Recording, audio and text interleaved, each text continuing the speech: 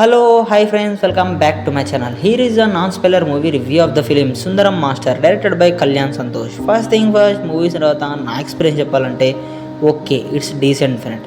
And ఈ movie main plot విషయానికి వచ్చినట్టయితే సుందరం మాస్టర్ ఒక గ్రామానికి వెళ్ళి అక్కడున్న పిల్లలకి ఇంగ్లీష్ టీచ్ చేయడానికి వెళ్తారు. అక్కడికి వెళ్ళిన తర్వాత ఏం స్ట్రగుల్స్ ఉన్నాయి, ఆ విలేజ్లో ఏం ప్రాబ్లమ్స్ ఉన్నాయి అనేది మూవీ మెయిన్ ప్లాట్. అండ్ ఈ మూవీ ఫస్ట్ హాఫ్ గురించి మాట్లాడుకున్నట్టయితే ఫస్ట్ హాఫ్లో ఎక్కువ స్కోప్ లేదు ఫ్రెండ్స్, చెప్తున్నాం కదా. ఫస్ట్ హాఫ్ ఒక టైటిల్ సాంగ్, 2-3 కామెడీ సీన్స్ ఉంటాయి. కొన్ని కామెడీ సీన్స్ వచ్చి మనకి నవ్వు తెప్పిస్తే, కొన్ని అయితే అలాగే వెళ్ళిపోతాయి. అండ్ హీరోయిన్స్తో కొన్ని డైలాగ్స్, ఇంకా పెద్ద పెద్ద వాళ్ళతో కొంచెం డైలాగ్స్ చెప్పిస్తారు, కానీ అవి టూ లెట్ డౌన్ అయిపోతాయి.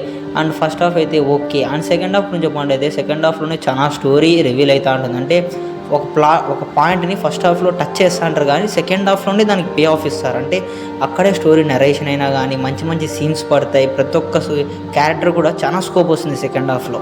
కానీ మెయిన్ డిఫెక్ట్ వచ్చి తొందర క్లైమాక్స్ వచ్చేస్తుంది, అదొక్కటే ఫ్రెండ్స్. అంటే first half okay, second half start అయినప్పటి నుంచి తొందర క్లైమాక్స్ వచ్చేస్తుంది. అసలు మనం ఎక్స్పెక్ట్ చేయము అంత తొందర క్లైమాక్స్ వచ్చేస్తుందని, అదొక్కటి డిఫెక్ట్ ఫ్రెండ్స్ అంతే. అండ్ ఈ మూవీలో వచ్చి బిజిఎమ్స్ అయితే ఓకేగానే ఉన్నాయి.